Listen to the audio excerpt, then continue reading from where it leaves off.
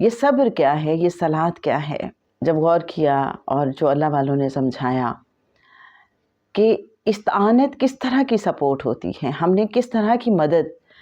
لینی ہے، وَاسْتَعِینُوا بِالصَّبْرِ وَالصَّلَاةِ، جب ہم استعانت کا روٹ ورڈ دیکھتے ہیں عین واو نون،